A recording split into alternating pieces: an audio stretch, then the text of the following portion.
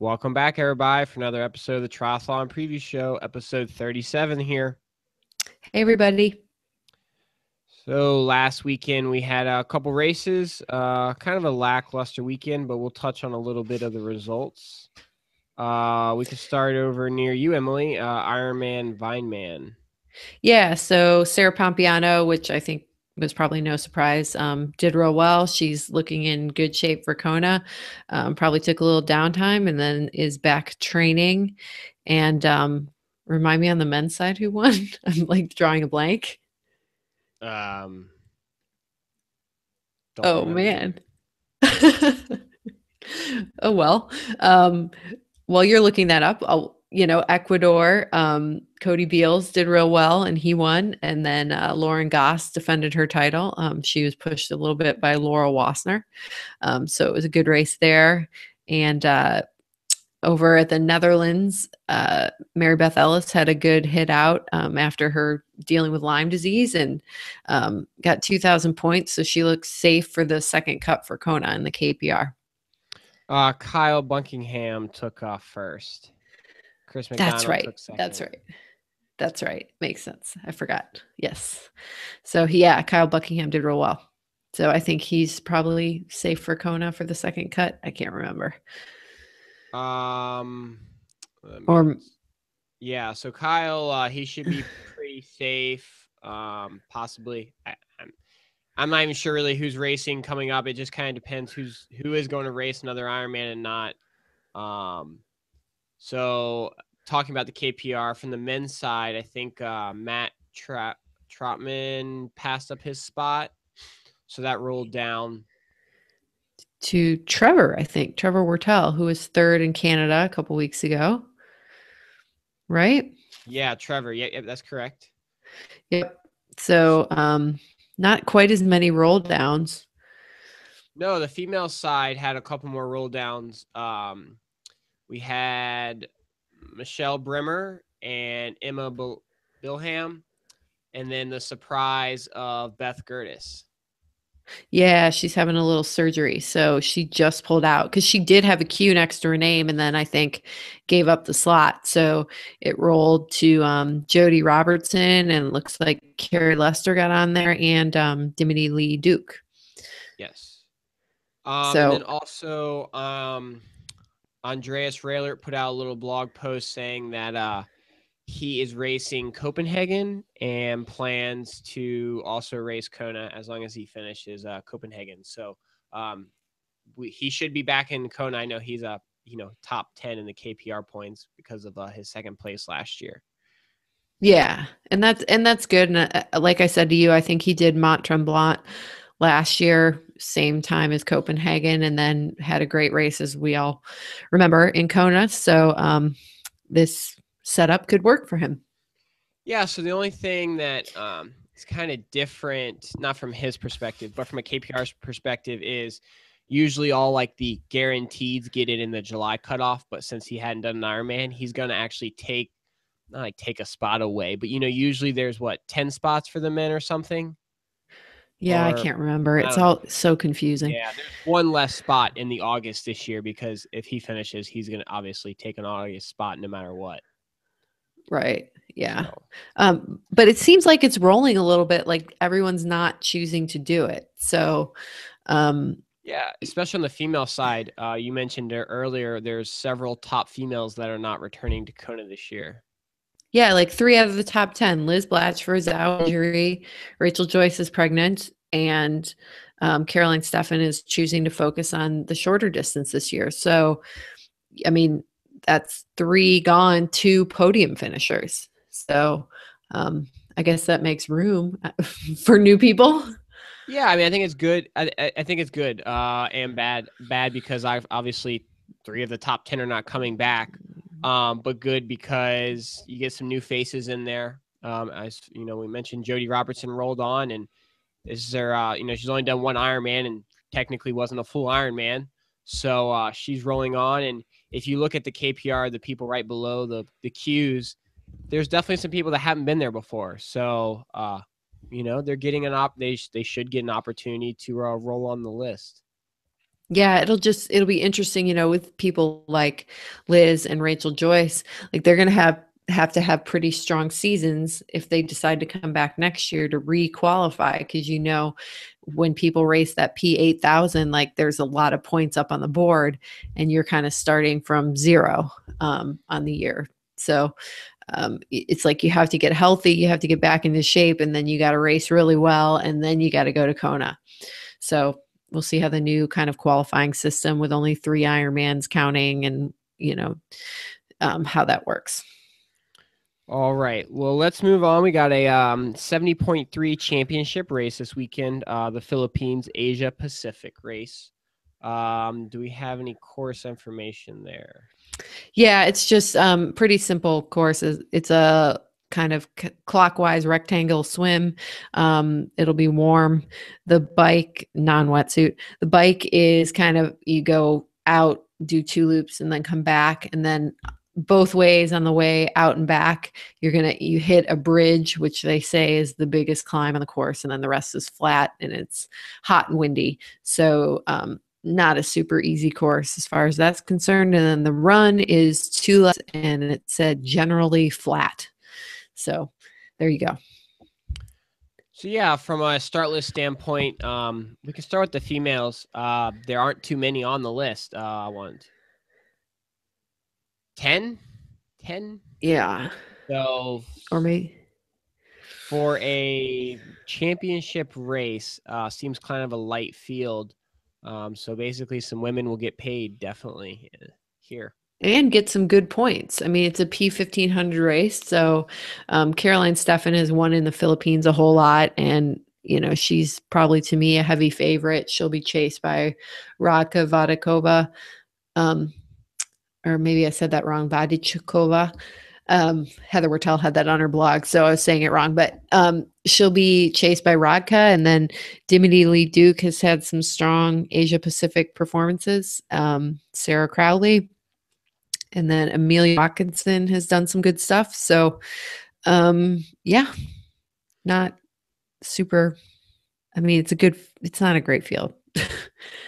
Top heavy with Radka and Caroline, I think. Yeah, and I think Watkins actually needs some points for KPR if she's looking for Kona. I think I just saw her name when I was looking at the end. Oh, wait, Um, you're thinking of Anya. So there's Anya and ah, Amelia. So Anya is from South Africa. I actually met her. She was over here at Vineman 70.3. And it's Anya's first year. She got second at Lake Placid just a couple weeks ago. And then Amelia is from New Zealand, and she's raced kind of more down there. I mean, she's had some good performances actually in a couple challenge races. I think she might have won. So she's a strong athlete. So she might surprise you, kind of being up near the front at the race this weekend. all right. Well, moving on to the men's list, a little deeper and probably a better quality field of the top two. Just more depth. Tim Reed, Tim Van Berkel, Brent McMahon, Craig Alexander, and Cam Brown. more. Cam Brown. Yeah, and Tim had that kind of photo finish last year, I think. Do you remember that? So I'm sure they'll be racing hard for the tape. And then Tim Reed has been in Kona, so he's probably used to some heat and humidity. Same with Brett McMahon, who's been training in Maui. So he's going to be ready for the heat as well. You also have further down the list, you got like Leon Griffin and Brad's on the list, Williams and Cauliflower. Yep. So there's a pretty deep list here. James Hadley has I done. was looking at that name. Didn't he do really good at the beginning of the year? Yeah, he's had some solid finishes. Maybe Puerto Rico. Yeah. So he could finish up there. And then, Braden Curry, he did some New Zealander. Remember, there was like, oh, yeah, I'm going to try to make the Olympic team, but that was a little, too late type thing. But I mean, he's been really strong, did some good races over in New Zealand and Australia. So I would look out for him on, the bike and the run. He's not super strong on the swim, but he might be moving up at the latter part of the race. And then Craig Alexander, he was just second at Vineman. So he's strong at Yeah, definitely. 43. Yeah, he's definitely strong for 43. Strong for anybody. Yeah. So, and he's always near the front. Like that's just where he's going to be. So, I mean, he and Potts had a really good battle at Vineman, and he beat out Sam Appleton and a couple of the younger guys. So he could take the win for sure. Yeah, definitely. I mean, he's going to be there all day waiting for somebody else to, falter or, slightly slow down a little bit. Exactly. Exactly. All right. Well, let's move on. We have a World Cup race, right? Yeah, in Montreal, a sprint. And there's a few Olympians lining up. On the women's side, had the more Olympians than the men's, but Ashley Gentle, Flora Duffy, Kirsten Sweetland, the Japanese athletes, so Yuka Sato, Yuri Ide, um, and then, Kristen Casper, Summer Cook, Lindsay Jerdonic are all lining up, along with Taylor Nibb, who I think she was top 10 or real close to top 10 in Stockholm. She's, I think, 18 years old, strong swim biker. So, kind of someone to look out for. But it's kind of just the last hit out for Duffy. Erin Densham's on the list too. So kind of see what's going on and then head down to Rio. I saw Taylor Nibb. They just had the youth and junior USA national championships, and she Yeah. won. And I was like, "Why is she even there?" Like, I didn't know. Like, I just didn't put in my mind that she was that young to be racing in the youth and junior USA national championships. Yeah. And I feel like after Stockholm, someone tweeted like Flora Duffy or something was like, watch out for this girl. So I think she's really, really strong on the bike. So she's might be kind of the future of USA triathlon if she keeps progressing. So just a name to watch out for. Yeah. And I think, what was it, like the high school championships or something she won this past weekend? Yeah. Well, the past weekend was the youth and junior national championships, and the high school was like I don't know. It was a couple, I don't know, a month ago. I don't even remember. But yeah, she won that too. I think it was the same weekend as like the college race or something. Okay. So they just ran a bunch of races kind of. Yeah. So I would look out for her. And then on the men's side, Christian Bloomfeld is there. A bunch of Canadians. Eric Lagerstrom is racing. Matt McElroy, who's a really good runner from the United States. He trains with the triathlon squad. So not quite as many Olympians on the men's side having a start, but definitely, nice, good field, and they'll have a good race up there in Montreal. Do you think there's a reason behind more women Olympians be on the list than men, or any anything that sways you either way? Yeah, I don't know. Maybe because the men's race is 2 days earlier than the women, so, so yeah, I don't know. Or there's, for some odd reason, there's more women training in North America right now, just randomly based on their squads than the Yeah, men. possibly. And Yeah.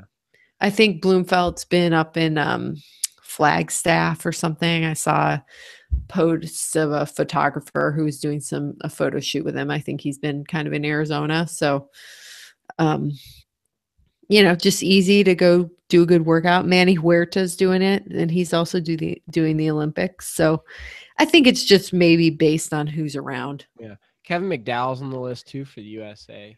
Yeah. So I mean, it looks like there's a lot of the non-US Olympians that didn't make the team are racing this, in Montreal. So it should be a good race to see who is left there.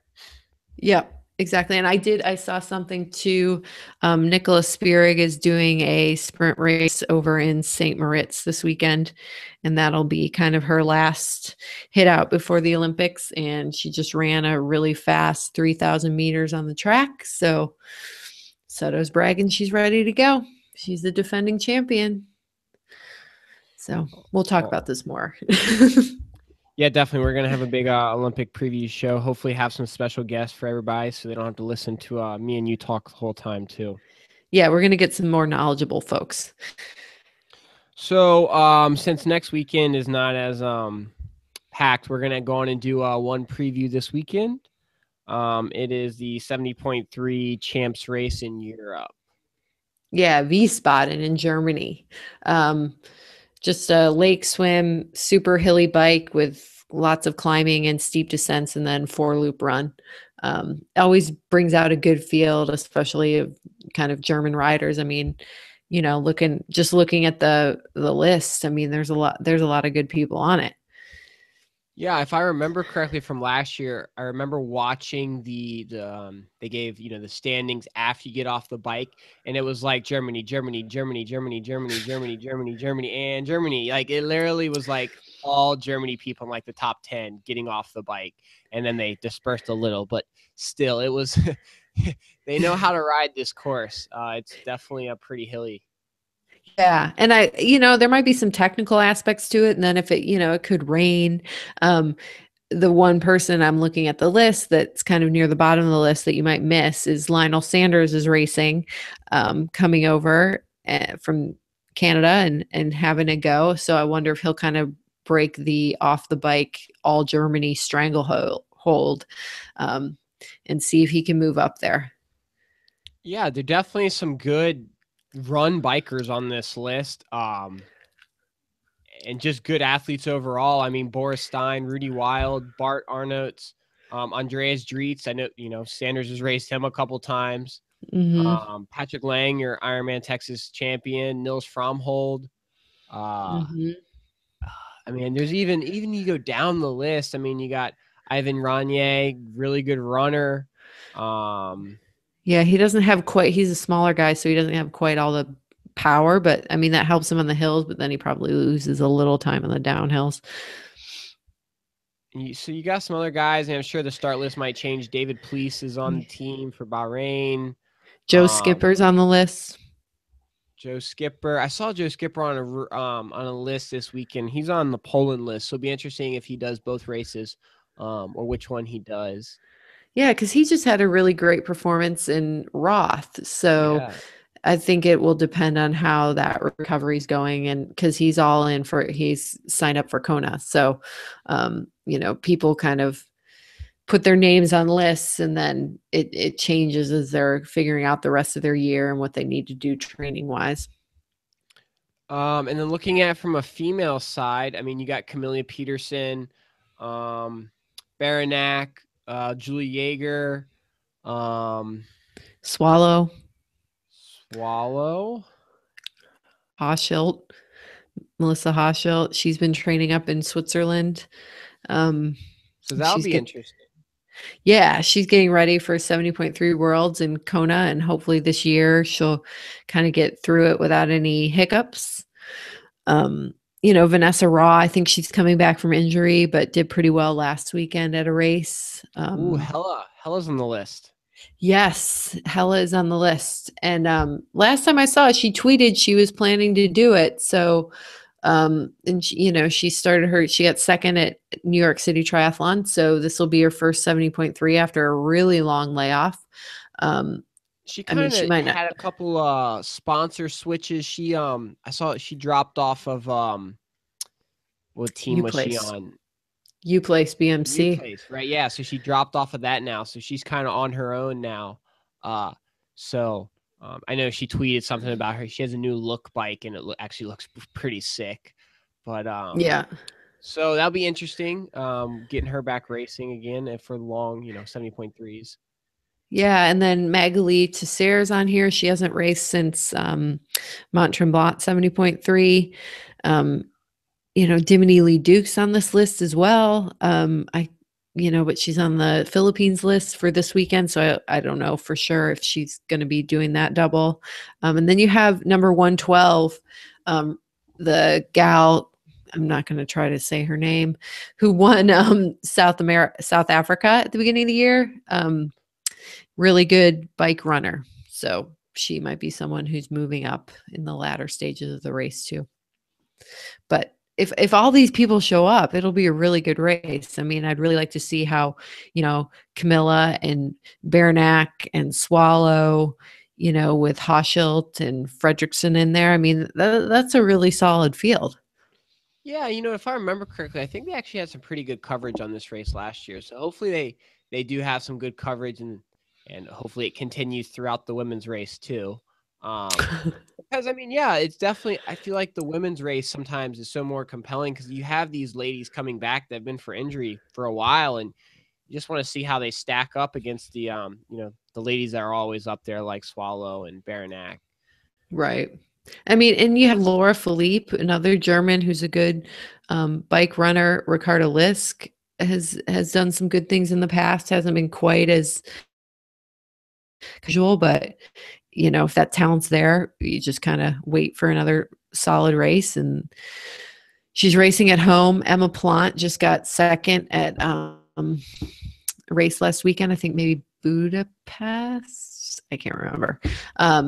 So yeah, no, she got second to that Lisa, the Austrian girl that everybody dislikes, that served the drug suspension for bribing the people. She got second. That might have been Budapest. So, I mean, you got some surprises, and it's a championship race. So there's some big points and some money up for grabs. Yeah, I mean, and then talking about points, so this race and the race this weekend both go towards the Kona KPR, but they go towards the 70.3 championship for next year. Right. Next year it returns back to the U.S., and usually the U.S. 70.3 doesn't roll down as far. I mean, it's usually you have your top tier people usually there, whereas, like last year we had a lot of people near the end of the list, just names just kept falling off, for the 70.3s. Yeah. I mean, this year, there's definitely a lot of people going obviously this year, but it is all the way down in Australia. So some people might say, okay, I'm not going to do a big, huge trip, a long flight. They don't want to have that travel fatigue. So, a lot of people are in North America training for most of the summer. So it's kind of, you do get a little bit higher attendance, I guess. Like people can just say, oh, what the hell, I'll go, like Marinda Carfrey or something like that, because it's right here. But she's not going to make a big trip when she's doing her Kona build. Yeah, I mean, like the women, this year it falls all the way down to like number 68 in the 70.3 rankings. And like the men, it even goes further. I mean, you're talking like 98, 107, 160. I mean, you're talking holy shit, like 122. So I mean, Right. where in the US you won't see these people even have a shot at going to the 70.3 Worlds. So points are more critical now they will be, for next year's race.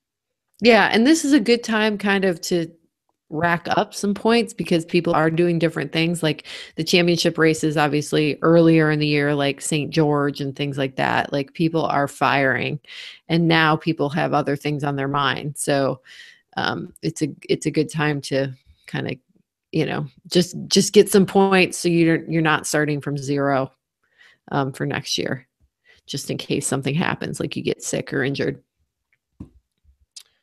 All right. That's all we have for this weekend. Yeah, and we'll be so we're not going to have a show kind of next week. We just did Wiesbaden, which is August 14th, and then our next show will be our Olympic preview. So we're excited for that. Yeah, we'll do that a little earlier in the week since the races are a little earlier. So look for that early week of the Olympics. Yep. Thanks, everybody. Have a great weekend.